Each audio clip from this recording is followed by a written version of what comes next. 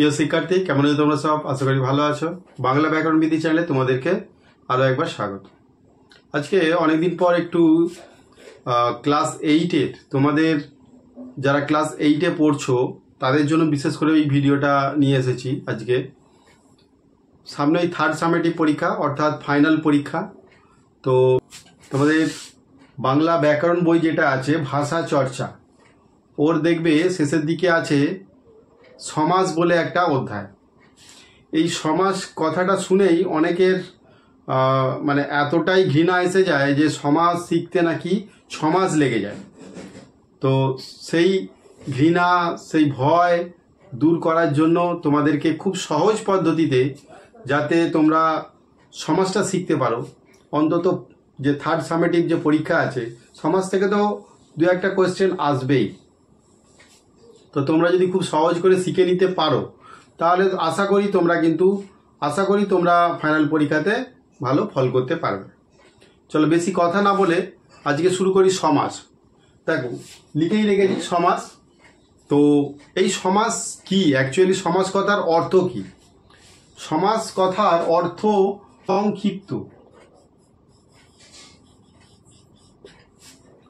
সংক্ষিপ্তকরণ। সমাস কথার অর্থ হলো সংক্ষিপ্তকরণ। দেখো সমাস কথাটা অ্যাকচুয়ালি খুব কঠিন কিন্তু নয়। আমরা যে নিত্যদিনে যে কথাবার্তা বলি আমরা কিন্তু অনেক সমাসবদ্ধ পদ বলে থাকি, আমরা নিজের অজান্তে বলি, কিন্তু সেইগুলো বিশ্লেষণ করলে যেইটা হয় সেটাকেই অ্যাকচুয়ালি সমাস বলে।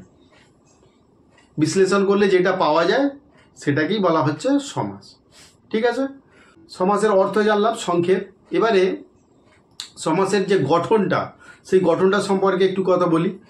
দেখো সমাসের যে গঠন, সেই গঠনটা আমি বোর্ডে লিখেছি। দেখো প্রথমে আছে সমস্যমান পদ। এই সমস্যমান পদ কাকে বলে বা সমস্যমান পদরা কি? দেখো আমরা একটা সমাসবদ্ধ যদি পদ বলি, ধরো এটা আমি সমাসবদ্ধ পদ বলছি, পূর্ণ যে চন্দ্র, একসাথে বলা হয় পূর্ণ চন্দ্র। একসাথে কি বলা হয়? সংক্ষেপে পূর্ণ যে চন্দ্র, একসাথে বলা হয় পূর্ণ চন্দ্র। আবার যদি বলি মুড়ি ভাজার জন্য চাল, তাহলে সেটাকে কি বলা হয়? বুঝতেই পারছো কি বলা হয়? মুড়ি চাল। মুড়ির চালকে আবার সম্বন্ধ তৎপুরুষ যেন না হয়ে যায়, তাই ঠিক আছে, সেটা পরে আলোচনা করব। তাহলে দেখো এখানে আমি দুটো সমাসবদ্ধ পদ লিখেছি, একটা হচ্ছে মুড়ির চাল আর একটা হচ্ছে পূর্ণচন্দ্র। তাহলে এই মুড়ির চাল আমি কি করে পেলাম আর পূর্ণচন্দ্র কি করে পেলাম, এটাকে বিশ্লেষণ করি। পূর্ণ যে চন্দ্র তাকেই বলা হয় পূর্ণচন্দ্র, মানে এক কথায় প্রকাশ যেটাকে যেরকমভাবে বলা হয়। মুড়ি ভাজার জন্য যে চাল, তাহলে সেটাকে বলা হয় মুড়ির চাল। তো এইটাকে সংক্ষেপে, মানে এতটা না বলে সংক্ষেপে আমি মুড়ির চাল বললাম, সংক্ষেপে আমি পূর্ণচন্দ্র বললাম। এইগুলোই হচ্ছে সমাসবদ্ধ পদ। এই পূর্ণচন্দ্র, এই মুড়ির চাল, এইগুলোই হচ্ছে সমাসবদ্ধ পদ। এবারে এর যে গঠনটা আমি এর মধ্যেই কিন্তু দেখিয়েছি। দেখো পূর্ণ যে চন্দ্র, এখানে 3টে পদ আছে, এই 3টে পদকেই বলা হয়, প্রত্যেকটা পদকে বলা হয় সমস্যমান পদ।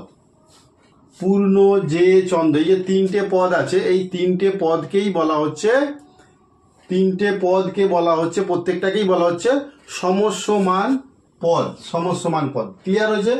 এবার দেখো ব্যাস বাক্য। ব্যাস বাক্যটা কি?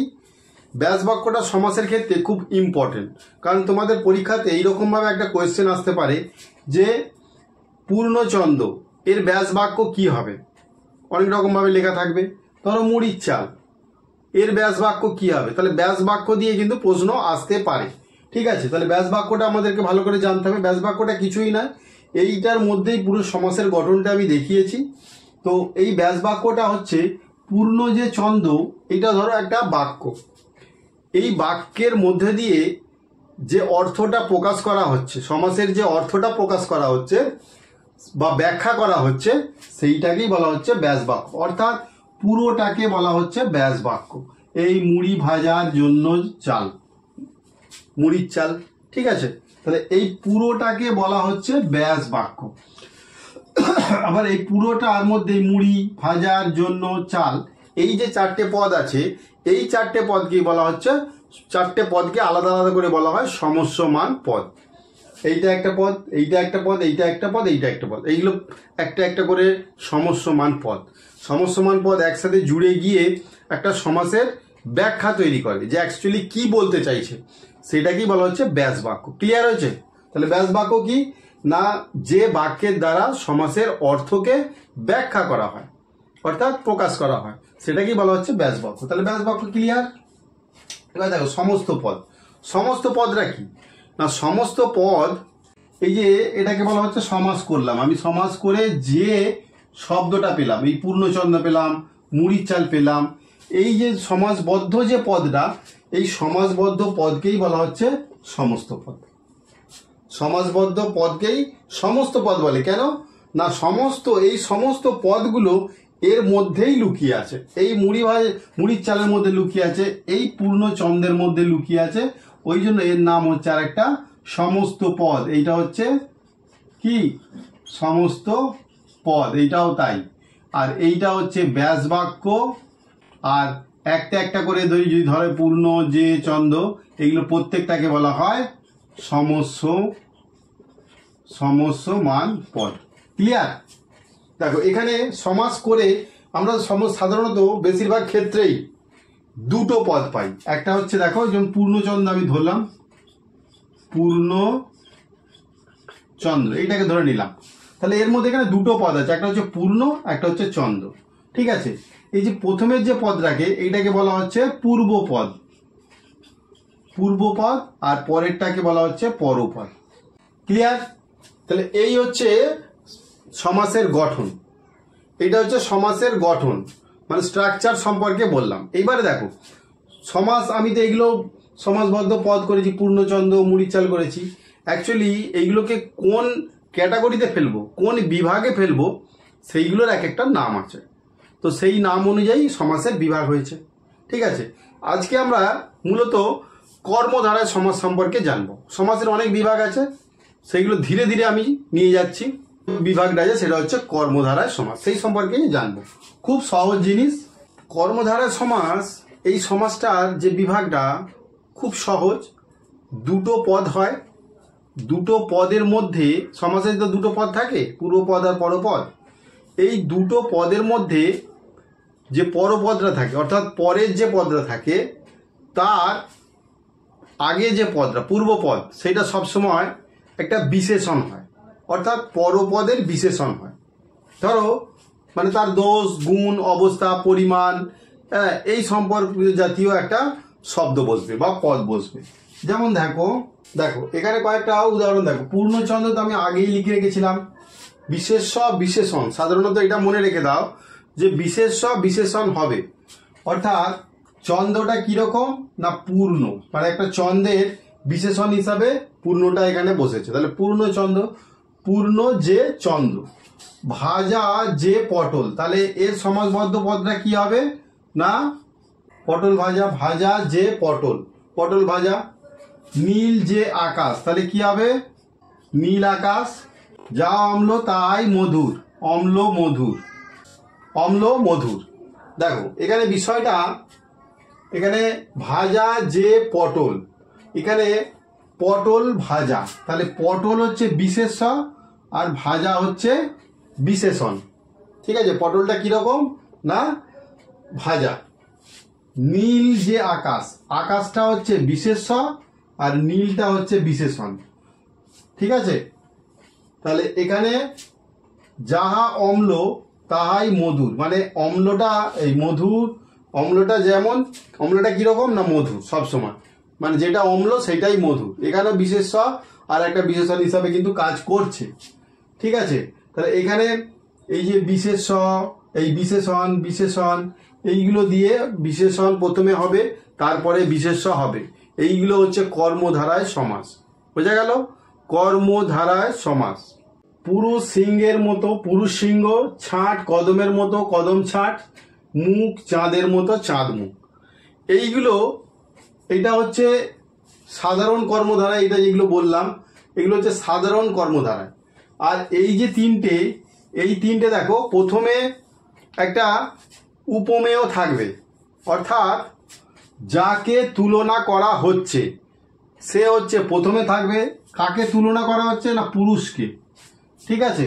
কাকে তুলনা করা হচ্ছে ছাঁটকে। কাকে তুলনা করা হচ্ছে না মুখকে, তাই তো। তাহলে এই পুরুষ সিংহ অর্থাৎ পুরুষ সিংহের মতো, যে পুরুষ আছে সে হচ্ছে সিংহের মতো, তাহলে সিংহের সাথে পুরুষকে তুলনা করা হচ্ছে। আবার ছাঁট, এই ছাঁটটা কীরকম, ছাঁটটা কীরকম না কদমের মতো, যে কদম ফুল হয় সেই কদমের মতো ছাঁট, তাকে একসাথে বলা হয় কদম ছাঁট। চাঁদ মুখ, চাঁদ মুখ, মুখ চাঁদের মতো মুখ, চাঁদ মুখ চাঁদের মতো মুখ যাহার, তাকে বলা হয় চাঁদ মুখ। তাহলে যাকে তুলনা করা হবে সে হচ্ছে কোথায় থাকবে, মুখ চাঁদের মতো, চাঁদ মুখ, ঠিক আছে। তাহলে যাকে তুলনা করা হবে সে প্রথমে থাকবে অর্থাৎ পূর্ব পদে থাকবে, আর যার সঙ্গে তুলনা করা হবে সেটা হচ্ছে পরপদে থাকবে, সেইটা হচ্ছে পরপদে থাকবে, সেইটা হচ্ছে যার সঙ্গে তুলনা করে সেটা হচ্ছে পরপদে থাকবে। ক্লিয়ার? এখানে একটা খুব ব্যাপার আছে, দেখো পুরুষ আর সিংহ এই দুটোই কিন্তু বিশেষ্য পদ, দুটোই বিশেষ্য পদ। তাহলে এখানে বিশেষণ কি করে কাজ করবে, কর্মধারয় সমাসে যে বলছিলেন যে বিশেষণ একটা হবে আর একটা বিশেষ্য হবে, তাহলে ছাঁট কদমের মতো, কদম আর ছাঁট দুটোই বিশেষ্য পদ, এই চাঁদ আর মুখ দুটোই বিশেষ্য পদ। তাহলে এখানে বিশেষণ কোথায়? আসলে এখানে সিংহের মতো, পুরুষটা কিরকম সিংহের মতো, এই যে সিংহের মতো এইটা হচ্ছে বিশেষণের ভাব আছে এর মধ্যে। কদমের মতো, এর এই কদমের মতো শব্দটাতে বিশেষণের ভাব আছে, ঠিক চাঁদের মতো তাই একই বিশেষণের ভাব আছে, সেই জন্য এইটাকে বিশেষণ বিশেষ্য করা হয়। ওকে, এই যে বিভাগটা, এই বিভাগটার নাম হচ্ছে উপমিত কর্মধারায় সমাস, উপমিত কর্মধারায় সমাস। ক্লিয়ার? আর এটা হচ্ছে সাধারণ কর্মধারায় সমাস, এটা হচ্ছে সাধারণ কর্মধারায় সমাস, ঠিক আছে। এই বিভাগটা দেখো, এই বিভাগটা হচ্ছে কি লিখেছি, প্রথম সমাসটা মন রূপ মাঝি সমান কি হবে সমাস করে, এটা হচ্ছে ব্যাস বাক্য মন রূপ মাঝি, ব্যাস বাক্য করে কি হবে মন মাঝি। প্রাণ রূপ পাখি, প্রাণ পাখি। জীবন রূপ, রূপ এখানে দুটো হয়ে গেছে, জীবন রূপ নদী, জীবন নদী, ঠিক আছে। তো এই জীবন নদী, প্রাণ পাখি, মন মাঝি, এটা যাকে তুলনা করা হচ্ছে সে প্রথমে থাকবে আগের মতোটাই। আর যে এই যেমন প্রাণ, মন আর জীবন, জীবনকে তুলনা করা হচ্ছে কার সাথে না নদীর সাথে, প্রাণকে তুলনা করা হচ্ছে পাখির সাথে, মনকে তুলনা করা হচ্ছে মাঝির সাথে। এইটা হচ্ছে তুলনা বলতে এর কোনো বাস্তব ভিত্তি নেই, কিন্তু একটা অভেদ কল্পনা করা হয়, অভেদ একটা অভিন্ন একটা কল্পনা করা হয়, যে কল্পনা করে যে এই সমাজটা যার সাথে তুলনা করা হয়, মানে যার সাথে তুলনা করা হয় সেটা একটা কল্পিত বস্তু হতে পারে, কল্পিত একটা বস্তু হতে পারে যার সঙ্গে তুলনা করা হবে, আর যাকে তুলনা করা হবে সে তো প্রথমে থাকবে উপমেয়, ঠিক আছে। তো এই রকম ধরনের যদি সমাজ থাকে যে অভেদ কল্পনা করা হচ্ছে বা অভিন্ন কল্পনা করা হচ্ছে, সেই এই সমস্ত এই ধরনের সমাজকে বলা হবে রূপক কর্মধারায়। কি বলা হবে? রূপক কর্মধারায় সমাস। রূপক কর্মধারায় সমাস অর্থাৎ একটা কল্পনা করে। এখানে দেখো, শহীদ স্মরণে যে দিবস পালিত হয় সেটাকে কি বলে? শহীদ দিবস, তাই তো। নীতি বিষয়ক শাস্ত্র, এটাকে কি বলে এক কথায়? নীতি শাস্ত্র। তাহলে এই সমাজের মধ্যে ঘটছেটা কি? এই যে স্মরণে, এই যে পালিত হয়, এই পদগুলো মাঝখান থেকে উঠে যাবে, ব্যাস বাক্য থেকে এই পদগুলো লোপ পাবে। যেমন নীতি বিষয়ক শাস্ত্র, এই বিষয়কটা উঠে গেল, তাহলে এইটা মাঝখান থেকে যেহেতু এই পদগুলো ভ্যানিশ হয়ে গেল, তাহলে এই সমাসটার নাম হবে মধ্য পদ লোপী কর্মধারায় সমাস। কি সমাসের নাম হবে না মধ্য পদ লোপী কর্মধারায় সমাস, যেহেতু মাঝখান থেকে এক বা একাধিক পদ লোপ পাচ্ছে, ঠিক আছে। খুব সহজ জিনিস, ধীরে ধীরে তোমরা শেখো। যারা বইটা এই ছুটিতে বইটা কম উল্টেছো, মোবাইলটা বেশি ঘেটেছো, গেমটা বেশি খেলেছো, তোমরা যখন মোবাইলটা ঘাঁটছো বা মোবাইলটা তোমরা যখন দেখছো, তখন এই বিষয়গুলো নিয়েও একটু সার্চ করে নিও, যে তোমাদের সামনে পরীক্ষা আছে আর 1 মাসও বাকি নেই, হয়তো আর 1 মাসও বাকি নেই, সামনে পরীক্ষা আছে, ফাইনাল পরীক্ষা, তোমরা মোবাইলে সার্চ করে নিতে পারো। আমি বলছি না যে তোমরা সবসময় মোবাইল নিয়ে বসে থাকো আর মা বাবাকে বলো যে আমি মোবাইলে পড়াশোনা করছি, এইটা কোনোদিনও করো না, ঠিক আছে? তাহলে নিজেকে ফাঁকি মারা হবে। তোমরা মোবাইলটা যখন দেখছো তখন এই বিষয়টা যদি আটকে যায় কোথাও, তাহলে তোমরা এই বিষয়গুলো দেখে নেওয়ার একটু চেষ্টা করো। আর এই কটা দিন যারা বিশেষ করে পড়াশোনায় একটু কম করেছো তাদের জন্য আমি বাংলা টেক্সট বইয়ের যে বিষয়গুলো আছে সেইগুলো নিয়ে আসবো, প্রশ্ন উত্তর নিয়ে, এবং সম্পূর্ণ ব্যাখ্যা সহ আলোচনা করব।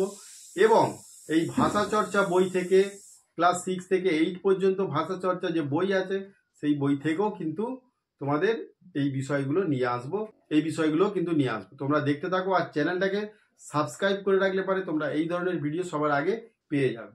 চলো আজকের মতো এই পর্যন্তই। থ্যাংক ইউ, ভালো থেকো সবাই।